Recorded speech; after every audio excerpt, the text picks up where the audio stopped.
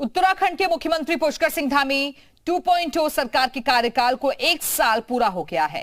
जी media से exclusive बातचीत में मुख्यमंत्री पुष्कर सिंह धामी ने इस 1 साल के कार्यकाल पर विस्तृत चर्चा की। मुख्यमंत्री पुष्कर सिंह धामी ने प्रदेश की जनता का आभार जाहिर किया और कहा कि लगातार सरकार जनहित में फैसले लेने के साथ ही प्रदेश के विकास को लेकर कदम आगे बढ़ा रही है। मुख्यमंत्री धामी के साथ हुई एक्सक्लूसिव बातचीत को आप भी सुनिए।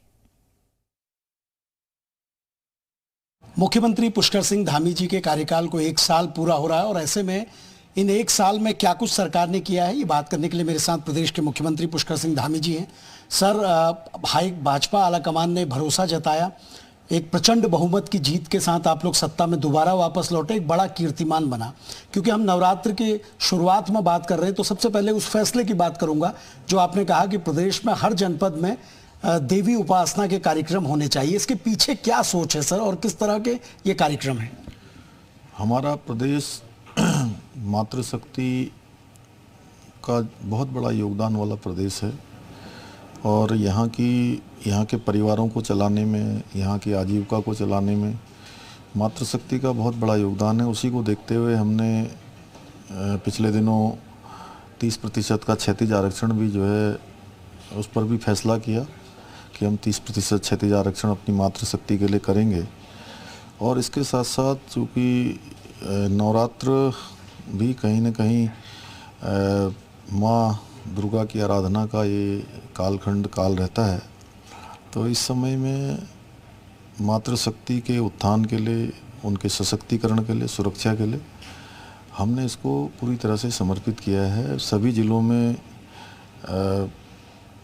जिलाधिकारी जो वहाँ के गरीब बस्ती वाले, मलिन बस्तियों वाले और ऐसे स्थान जो धार्मिक स्थान हैं, उन सभी पर ये कार्यक्रम आयोजित करेंगे और सभी मातृशक्ति को कहीं ना कहीं उससे प्रोत्साहन मिलेगा, उनको आगे आने का अवसर हर क्षेत्र में मिले।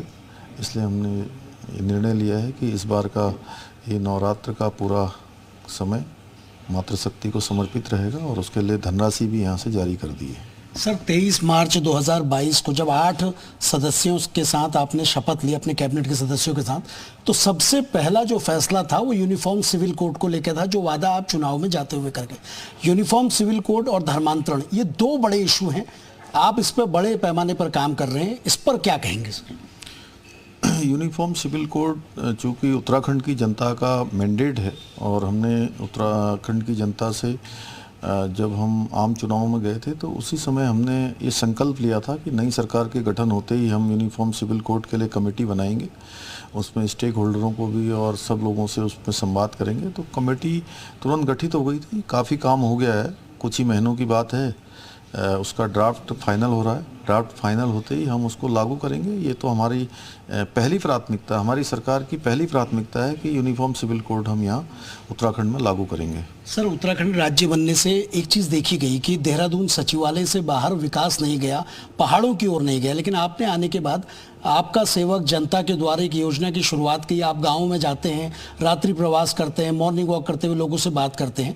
ये पूरी प्लानिंग क्या है और मुख्यमंत्री जिस तरह से इसे कर रहे हैं, इसे आने वाले समय में हमें आपके मंत्री और सचिव भी करते हुए दिखेंगे?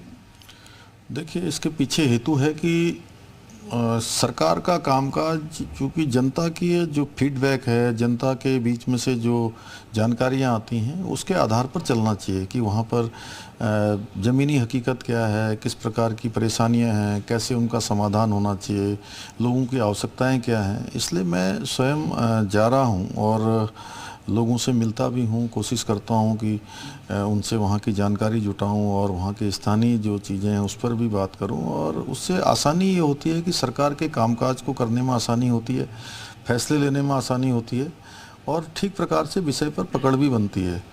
तो ये काम हमने शुरू किया है और ये काम तेज़ी से चलेगा। इससे निश्चित रूप से जो सरलीकरण का हमारा मंत्र है वह भी लागू होगा। सर, आप युवा मुख्यमंत्री हैं और आपके फैसलों में कई बार वो युवा वाली झलक दिखती है।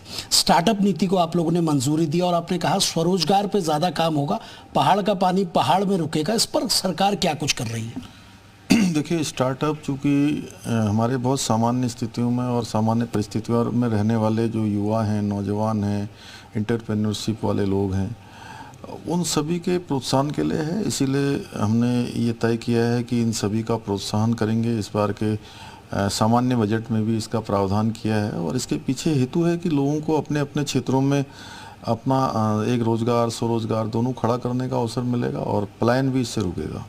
सर, भ्रष्टाचार पर जीरो टॉलरेंस के तहत आप कुछ कड़े कदम आपने उठाए। हमने देखा पहली बार बड़े बड़े प्रशासनिक अधिकारी जेल में हैं, 80 से ज़्यादा लोग नकल के मामले में जेल में हैं। इस सारी कार्रवाई को आप कैसे देखते हैं और प्रदेश की जनता को इस मामले पर क्या भरोसा दिलाएंगे आप? नहीं, ये काम हमारा हमने जो कि निर्णय लिया और आपने देखा होगा निर्णय लेने के बाद हम उसमें पीछे नहीं हटे, क्योंकि हमें ये निर्णय दो चीज़ों के लिए लेने थे। एक तो हमारे जो उत्तराखंड के नौजवान हैं, युवक युवतियाँ, उन सभी के भाग्य को, चूँकि ये फैसले कहीं ना कहीं निर्धारित करते हैं, निर्धारण उसका होता है। और नकल जैसे मामले में ये एक घुन की तरह लगा हुआ था, कैंसर था, एक बीमारी थी, उसके लिए ये फैसले लेने बहुत ज़रूरी थी। इसलिए इसमें देखा नहीं गया कि कौन किस स्तर का है, छोटा हो बड़ा हो, जो भी इसमें आया है उसके खिलाफ हमने कार्रवाई करी है। और दूसरा जो भ्रष्टाचार को लेकर, भ्रष्टाचार भी यहाँ पर पूरी तरह से कहीं ना कहीं एक बड़ी बीमारी है, छोटे स्तर पर हो किसी स्तर पर हो। उसके लिए हमने विजिलेंस में 1907 एक नंबर भी जो है उसका बनाया है और उस नंबर पर भी जो भी शिकायत आई है उन पर कार्रवाई हुई है। उसको हम इस साल के अगले इस टेन्योवर का जो एक साल पूरा हुआ है इसकी हमने शुरुआत की है, कुछ योजनाओं की हमने शुरुआत की है। उसमें से यह योजना यह भी एक है कि आगे उसको और हम प्रभावी बनाएंगे और उसके लिए विजिलेंस को और मजबूत करने के लिए धनराशि जो यहाँ से दी जानी थी वो दी जा चुकी है, उनका स्ट्रक्चर और मजबूत किया जाएगा।